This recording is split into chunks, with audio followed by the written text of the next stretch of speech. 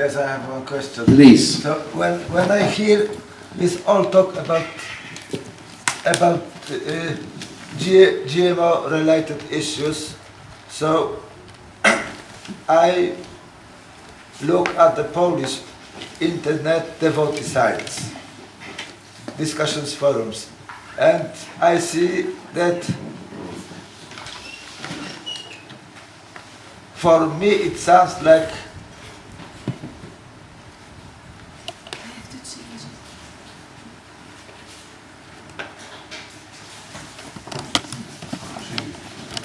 there is existing okay. In our circles there is existing kind of GMO related paranoia. So I know it's important with awareness about these things, but I see that a lot of devotees they are going kind of crazy about the whole things, and they are starting to speaking about unseen enemies and everything. So there is also kind of danger that we are spacing out with the whole thing. So I would ask you how you are certainly aware about this tendency in our circle. So how you deal with it when talking to your own disciples? Thank you, Maharaj. It brings something else to my mind. As I go around Vrindavan, sometimes I meet some of my god brothers. They are supposed to be level-headed and well-informed, and they just go, the world is going to end, the world is going to end, and they're in such a panic mood, you know, and they are contagious to others. Sometimes they get others involved, and I think the same thing as you are mentioning right now, that people like, they say, wow, especially the one which was very popular was everybody's asking about the 2012. That's going to end the world. When they ask me about that, they say, do you know something? They say, what? You may not live until 2012. Do you realize that? What are you going to do about that? So, yes, it's a tough subject, but because I've also studied the GMO experts, and they say that GMO is putting every person in a guinea pig situation, and we are all part of it, more or less. And if you look at some of the symptoms of our modern society, one of them is very, very incredibly growing. It's called infertility. It's just amazing how many human beings are not fertile anymore. They cannot reproduce. So where's this coming from? Well, there was a documentary in Germany. It says the poison which went into the ground 70 years ago, before the chemical revolution started. That's the poison you're drinking in your tap water today. Because it takes around 60 years before the poisons from the ground actually seep down into the lower level where the drinking water is pulled up from. So in other words, the real poison of the last 60 years, we haven't gotten it in a bad tap yet, and the tap water is already undrinkable. And it's already a big disaster. So when people get a little bit paranoid about GMO, I think in that particular reason they're rather justified. But what the heck, what are they going to do about it? There's only one way: grow your own food, or know the one who grows your food, and create a corporation of organic growers, and then you're free of GMO. But what else you going to do? Make a war on Monsanto? Well, that is a whole another issue. We are now at this moment, we are talking about the environmental issues in the movement of Lord Chaitanya in a spirit of a passive resistance or a boycott. We have a boycott page there. It's called the World Citizen Volunteers Boycott List. You can look that up there. You can find every unclarified product on the planet which you should be careful with. And if you know a product which is not trustable and it's not on the list, write in there, be a volunteer, report it, make the list complete, and let's find out. Now when I'm in Pula, I have to find out my organic food in Pula. Has nothing to do with Rimini. It is too localized, but what to do? It's called the Organic Initiative. And it's not difficult to do. And in these wonderful climates like here, they don't even have any problem. They can easily do it. But still it has to be done. And this is what the topic we're discussing here. And that's why it's an issue. Because many people are not doing it. They're not taking the initiative. And when we are guilty of not taking the initiative, well, then we are also guilty maybe of our children becoming very sick. I mean, how many children get cancer in the breast nowadays? Children, why should they get cancer in the breast? Because their parents didn't eat right. They got the contaminated system, they got it too much of it. The other day somebody gave me a plum.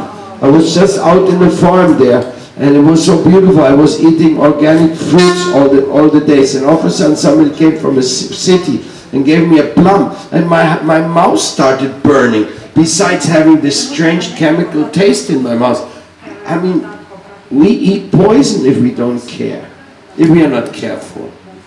So in this way, I don't think to be concerned about not eating poison is too much of an exaggeration. At the same time, yes, takes time, no? Takes time. And I'm changing my place of residence every day, so I'm also a victim or guilty of not always being too detailed and cautious about every detail. Yes, but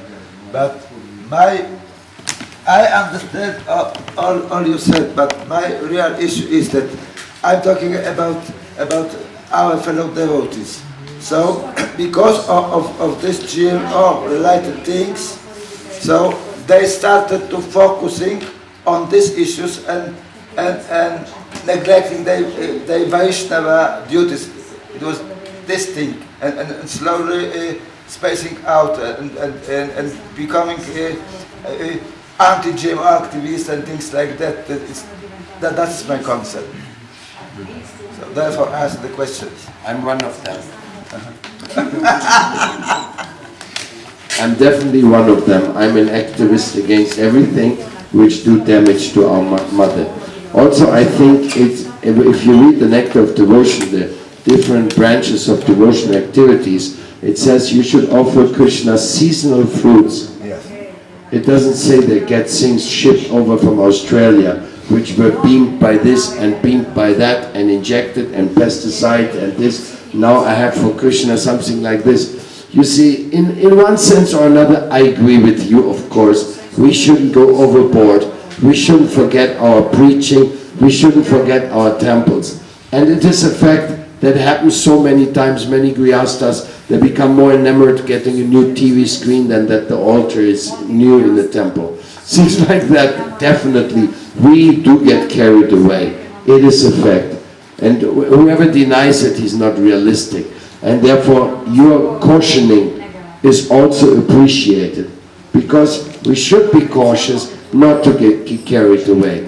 But certain issues are also that urgent that we may have to do something about it. And we were too long negligent not to do anything about it. So it's like, I guess the golden middle way is something like that you would apply there. We have to also find the golden middle way. But now here's another issue. We are talking about these things, but we are here on a platform called World Vaishnava Association. We can start investigation, and we can make research, and we can make suggestions, because missions apply things according to the realization of the acharya and their leaders. So we are not a decision-making committee. We are a suggestion-making committee. And also because we are friends and we are kind of colleagues in many sense, we are of course sharing and discussing.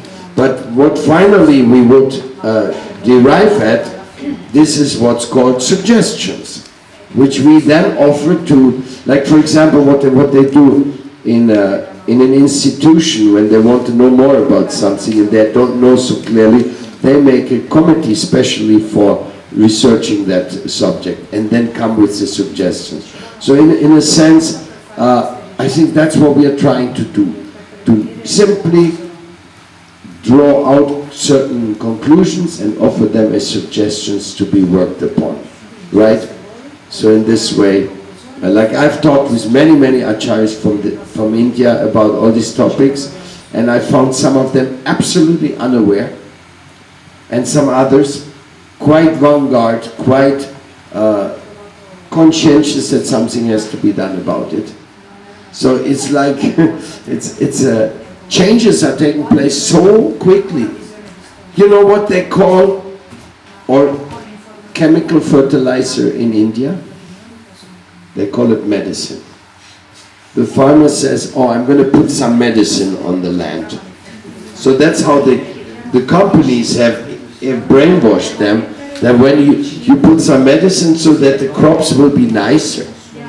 So they are not realizing, I'm putting some medicine to burn my ground, the biosphere and all the microorganisms are going to be wiped out, and in 20 years this land is going to be barren, and that's the only land I got. So if they would know that, wait a second, no?